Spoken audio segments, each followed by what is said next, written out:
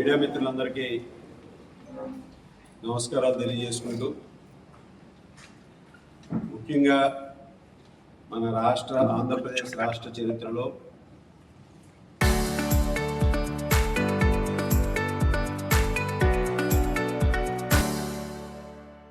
April 6, 2026 ఒక చారిత్రాత్మకమైనటువంటి రోజుగా ఈరోజు మనందరికీ కూడా ఉండిపోతుంది.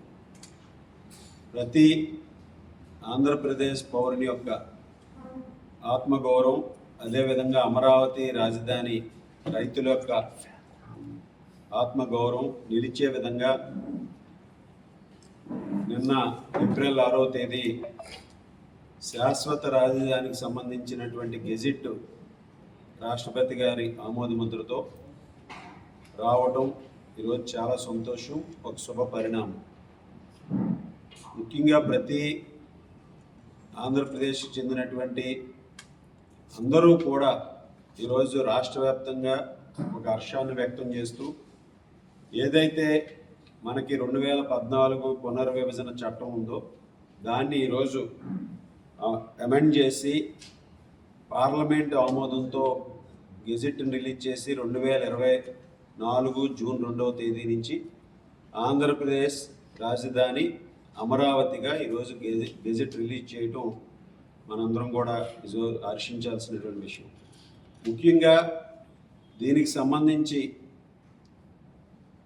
ముఖ్యమంత్రి చంద్రబాబు నాయుడు గారు తీసుకున్నటువంటి చొరవ, అలాగే ఈరోజు ప్రధానమంత్రి నరేంద్ర మోడీ గారు అందిస్తున్నటువంటి సహకారంతో పార్లమెంటులో ఈ బిల్లు ఆమోదం పొంది ఆంధ్రప్రదేశ్ రాష్ట్ర ప్రజలు, అదేవిధంగా ముఖ్యంగా అమరావతి రైతులు న్యాయం చేసే విధంగా, వారి త్యాగాలకి అన్ని విధాలుగాను కూడా భద్రత కల్పించే విధంగా దీన్ని ఆమోదించి గెజిట్ రిలీజ్ చేయటం ఈరోజు ప్రతి ఒక్కరూ కూడా ఆనందాన్ని వ్యక్తం చేస్తున్నారు. మనందరం కూడా చూసాం, రాష్ట్ర విభజన జరిగిన తర్వాత చంద్రబాబు నాయుడు గారు 2015లో అమరావతి కేంద్రంగా రాజధాని ఉండాలని ఆ రోజు ఏదైతే కమిటీ నిర్ణయించిందో, ఎక్కడైతే మీరు రాష్ట్రంలో అందరికీ ఆమోదయోగమైనటువంటి స్థలంలో పెట్టమని ఆ రోజు శ్రీకృష్ణ కమిటీ రికమెండ్ చేసిందో, దానికి అనుగుణంగా అమరావతి రాజధానిగా నిర్ణయించడం జరిగింది, విజయవాడ గుంటూరు మధ్యలో.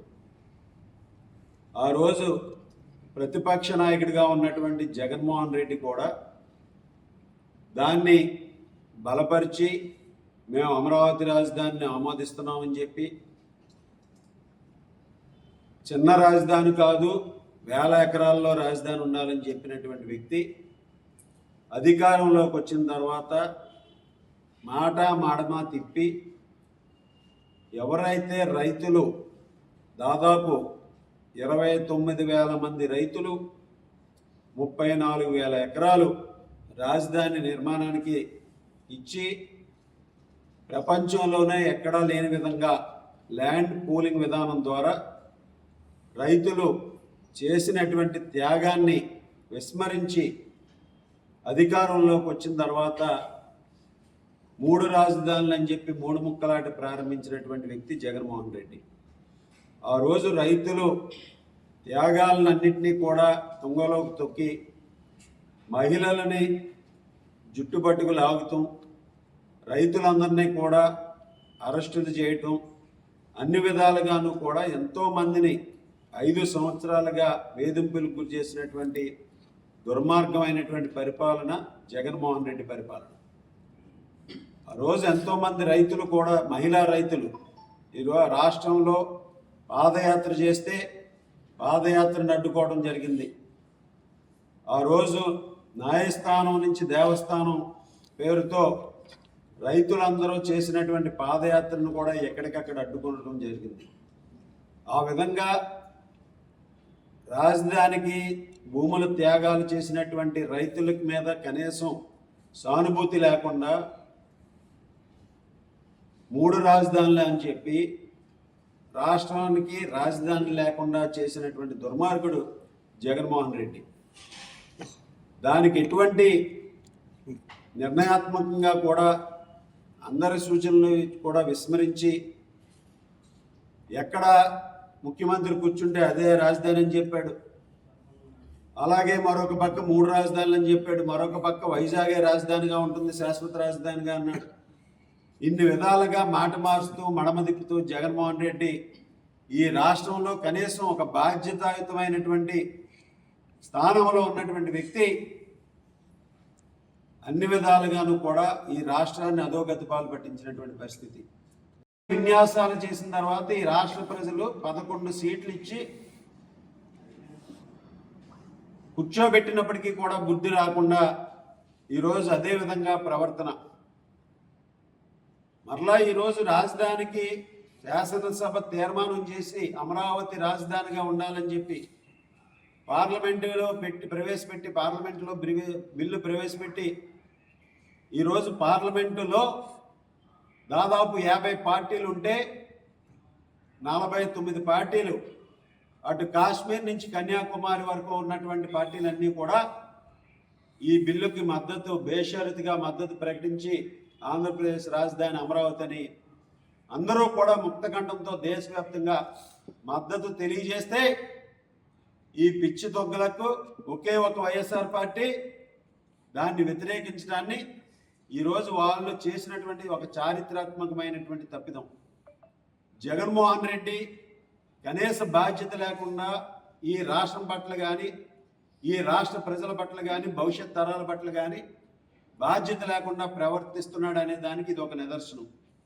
మరలా గతంలో 3 రాజధానులు అన్నాడు, తర్వాత విశాఖపట్నమే రాజధానిగా ఉంటుందన్నాడు, రకరకాల విన్యాసాలు చేశాడు.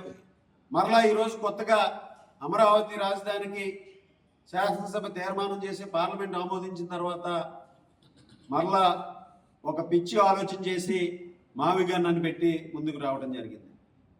ఈరోజు ఆ మావిగన్నని పెట్టి 3 ప్రాంతాలని కూడా అభివృద్ధి చేస్తాం మేము, లేకపోతే మావిగన్నని చెప్పి ఈరోజు రాజధానిగా మేము తీసుకొస్తామని చెప్పి మాట్లాడుతున్నాడంటే ఈ రాష్ట్రం మీద కానీ రాష్ట్ర ప్రజల మీద కానీ అమరావతి రైతుల మీద కానీ ఎంత కక్ష పెట్టుకుని ముందుకు వెళ్తున్నాడు అనే దానికి ఒక నిదర్శనం. అదేవిధంగా అమరావతి రాజధానిని చంద్రబాబు నాయుడు గారు ఒక అన్ని విధాలుగాను కూడా అభివృద్ధి చేస్తున్నారు. అక్కడ ఆ రాజధాని నగరం నిర్మించకూడదు, రాజధాని నగరం నిర్మిస్తే మనకు పుట్టగతులు ఉండవు అనే ఆలోచనతో ఈరోజు కొత్త ఆలోచనలతో మావిగన్ అని చెప్పి మరలా దాన్ని కూడా వెటకారంగా మాట్లాడుతూ ఈరోజు కొత్త ఆలోచనలకు దారితీసినటువంటి దుర్మార్గుడు జగన్మోహన్ రెడ్డి. ఇది రాష్ట్ర వ్యాప్తంగా మనందరం కూడా చూసాం. గత 5 రోజులుగాను కూడా సోషల్ మీడియాలో ఏ విధంగా దీని మీద ట్రోల్స్ జరుగుతున్నాయో ప్రజలందరూ కూడా నవ్వుకునేటటువంటి పరిస్థితి. ఆయన మానసిక స్థితి ఏ విధంగా ఉంది జగన్మోహన్ రెడ్డిది. ఈరోజు ఆ మావిగన్ అనేది లండన్లో ఏదో ఒక మందు కూడా ఉందంట, ఆ మందులు కూడా మనకి సోషల్ మీడియాలో సర్క్యులేట్ అవుతున్నాయి. మానసిక స్థితికి బాగుపడటానికి మావిగన్ అనే ఒక మందు ఉంది, ఆ మందు పేరు చెప్పి మావిగన్ అని రాజధాని అంటున్నాడు. ఆ విధంగా ఆయన మానసిక స్థితి ఏ విధంగా ఉందో మనందరికీ కూడా అర్థమవుతుంది. ఈరోజు ప్రతిపక్ష నాయకుడు ముఖ్యమంత్రిగా విఫలమయ్యాడు, ఈరోజు ప్రతిపక్ష నాయకుడిగా విఫలమవుతున్నాడు.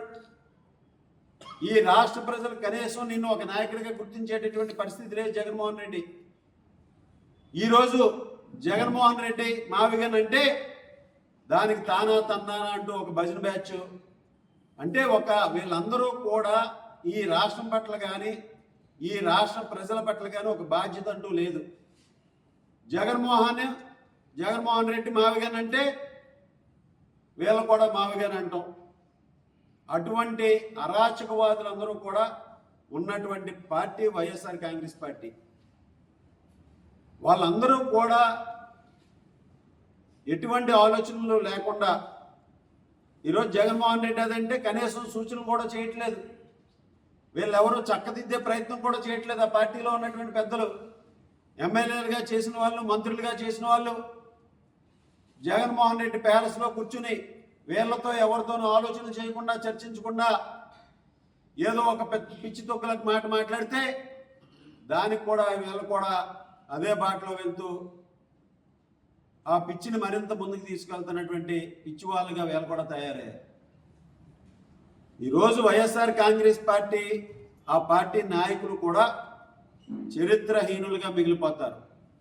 పార్లమెంటులో 50 పార్టీల్లో 49 పార్టీలు అమరావతికి సపోర్ట్ చేస్తే వీళ్ళొక్కళ్ళే వ్యతిరేకించి దాన్ని ఏదో కేవలం ఒక పార్టీకో కులానికో అంటగట్టే ప్రయత్నం ఏదైతే చేస్తున్నారో దాన్ని ఈరోజు రాష్ట్ర ప్రజలందరూ కూడా ఖండించేటటువంటి పరిస్థితి. ఈరోజు ఆ విధంగా ఒక పిచ్చి ఆలోచన చేసినటువంటి జగన్మోహన్ రెడ్డి ఆ రోజు పాదయాత్ర చేస్తుంటే ఏ విధంగా రైతులను అడ్డుకుని ఏ విధంగా హింసలు పెట్టారు, ఏ విధంగా హింసించారు, అరెస్టులు చేశారు అనేది కూడా చూసాం. మన తణుకు పట్టణం, మన తణుకు నియోజకవర్గంలో కూడా ఆ రోజు రైతులందరూ కూడా 2 రోజుల పాటు పాదయాత్ర చేస్తే ఇక్కడ ఉన్నటువంటి దుర్మార్గుడు అయినటువంటి ఆ రోజు మంత్రిగా ఎమ్మెల్యేగా ఉన్నటువంటి వ్యక్తి నల్ల జెండాలతో నల్ల బెలూన్తో ఆ పాదయాత్రను అడ్డుకున్నటువంటి ప్రయత్నం ఏదైతే చేశారో ఈరోజు మనందరం కూడా గుర్తు చేసుకోవాల్సినటువంటి అవసరం ఉంది. ఆ రోజు ఈ పెద్ద మనుషులందరూ కూడా 3 రాజధానులు అని చెప్పి బైక్ ర్యాలీలు చేశారు. 3 రాజధానులే ముద్దు మాకు అని చెప్పేసి ప్లకార్డులు పెట్టుకుని తిరిగారు. ఈరోజు మరలా జగన్ మావిగానంటే వీళ్ళ కూడా గంగిరెద్దుల్లాగా మావిగాననే పరిస్థితి ఏర్పడింది. సో అటువంటి చరిత్రహీనులుగా వీళ్ళు మిగిలిపోతారు. అందులో ఎటువంటి సందేహం లేదు. ఈరోజు ఎవరైనా ప్రశ్నిస్తుంటే వారి మీద దాడులకు కూడా వీళ్ళు ఎక్కడా కూడా వెనుకాడటం లేదు. ABN Andhra Jyothi weekend comment by RK గారి దానిలో దీన్ని ప్రశ్నించారని ఈరోజు ఏబిఎన్ కేంద్ర కార్యాలయం మీద చేసినటువంటి దాడులు కూడా గరిగనీయం, దాన్ని పూర్తిగా మేము ఖండిస్తున్నామని సందర్భంగా తెలియజేసుకుంటున్నాం. శాసనసభ్యులుగా చేసిన వాళ్ళు, మంత్రులుగా చేసిన వాళ్ళు హైదరాబాద్ వెళ్ళి హైదరాబాద్లో ఏబిఎన్ కేంద్ర కార్యాలయం మీద దాడులు చేస్తున్నారంటే వీళ్ళు ఏ విధంగా అరాచకత్వానికి పర్యాయపదంగా మారేదానికి నిదర్శనం. ఒక రౌడీల మాదిరిగా, గోండాల మాదిరిగా జగన్మోహన్ రెడ్డి సూచనల మేరకు వీళ్ళు వెళ్ళి అక్కడ ఏబిఎన్ కేంద్ర కార్యాలయం మీద దాడులు చేస్తున్నారంటే వీళ్ళకి ఏ విధంగా ఉందనేది పరిస్థితి మనందరం కూడా అర్థం చేసుకోవాలి. ఈరోజు రాధాకృష్ణ గారు ఒక సీనియర్ జర్నలిస్ట్గా ఏం చెప్పారు? ఆయన ఒక ప్రతిపక్ష నాయకుడిగా నువ్వు ఇటువంటి ప్రతిపాదనలు చేస్తున్నావు, దీనికి అర్థం ఉందా అని చెప్పి ప్రశ్నిస్తే, అంటే మీడియా ప్రశ్నిస్తే మీరు దాడులు చేస్తారా? మీ సాక్షి పత్రిక మాత్రం అడ్డగోలు రాతలు రాయొచ్చు, అన్నీ మర్చిపోయి ఉచ్చ నీచాలు మర్చిపోయి సాక్షి పత్రిక మాత్రం అడ్డగోలు రాతలు రాయొచ్చు. మిగిలిన వారిని మాట్లాడితే మాత్రం మీరు దాడులు చేస్తారు వారి మీద. ఈరోజు రాధాకృష్ణ గారు ఇప్పుడు కూడా నిర్భయంగా ఆయన జర్నలిజం చేశారు. ఆయన ఏ రోజు కూడా ఒక పార్టీకి సపోర్ట్ చేయాల. తెలుగుదేశం పార్టీని ప్రశ్నించారు, ఇతర పార్టీలని ప్రశ్నించారు. ఏదైనా అటువంటి సమస్యలు వచ్చినప్పుడు, ఏదైనా ఈ రాష్ట్ర ప్రయోజనాలకు విఘాతం కలుగుతున్నప్పుడు ఒక నిర్ణయాత్మకమైనటువంటి జర్నలిజం చేసినటువంటి వ్యక్తి రాధాకృష్ణ గారు. ఈరోజు అటువంటి దాడులను కూడా పూర్తిగా ఖండిస్తున్నామని సందర్భంగా తెలియజేసుకుంటూ, ఈరోజు మీరు చేసేటటువంటి ప్రయత్నాలు ఏదైతే ఉన్నాయో దాన్ని ఇప్పటికైనా ప్రజలు ఏదైతే ఆలోచన చేస్తున్నారో, ప్రజల ఆకాంక్షలు ఏదైతే ఉన్నాయో దానికి అనుగుణంగా మీరు సత్ప్రవర్తనతో ఈరోజు మీరు మార్చుకోవాల్సినటువంటి అవసరం ఉందని సందర్భంగా తెలియజేస్తున్నాం. మీరు ఇదే విధంగా మావి గన్ననో ఇంకో గన్ననో జగన్ గన్ననో అంటే ఆ గన్నలో ఉన్నట్టు బుల్లెట్లు మీకే దిగుతాయి. వచ్చే ఎన్నికల్లో కనీసం ఆ 11 సీట్లు కూడా రానటువంటి పరిస్థితి వస్తుందని సందర్భంగా తెలియజేసుకుంటూ, ఈరోజు జగన్మోహన్ రెడ్డి గారు విచక్షణ కోల్పోయి ఆయన మానసిక స్థితి బాగలేక ఇటువంటి మాట్లాడుతున్నా వైఎస్ఆర్ కాంగ్రెస్ పార్టీ నాయకులు కూడా ఈరోజు ఆలోచన చేయాలి. ఏ విధంగా ఈరోజు రాష్ట్ర ప్రజలందరూ కూడా మిమ్మల్ని ఓడించి కూర్చోబెట్టారు అనే దానికి మీరు చేసినటువంటి ఇటువంటి ప్రయోగాలు. ఆ రోజు మూడు రాజధానుల ప్రయోగాలు చేశారు, ఈరోజు మావి గనులని ప్రయోగాలు చేస్తున్నారు. ఈరోజు అవన్నీ కూడా మీకే ఆ గన్ను మిమ్మల్నే కాల్స్తుందని సందర్భంగా తెలియజేసుకుంటూ, ఇప్పటికైనా మీరు ఒక విచక్షణతో ఈ ఆంధ్రప్రదేశ్ రాష్ట్ర భవిష్యత్తును దృష్టిలో పెట్టుకుని ఈ రాష్ట్ర ప్రజల ఆకాంక్షలకు అనుగుణంగా కనీసం ఒక ఆలోచన చేయాలని సందర్భంగా తెలియజేసుకుంటూ ఈరోజు ప్రతి ఒక్కరికి కూడా ధన్యవాదాలు తెలియజేసుకుంటున్నాను.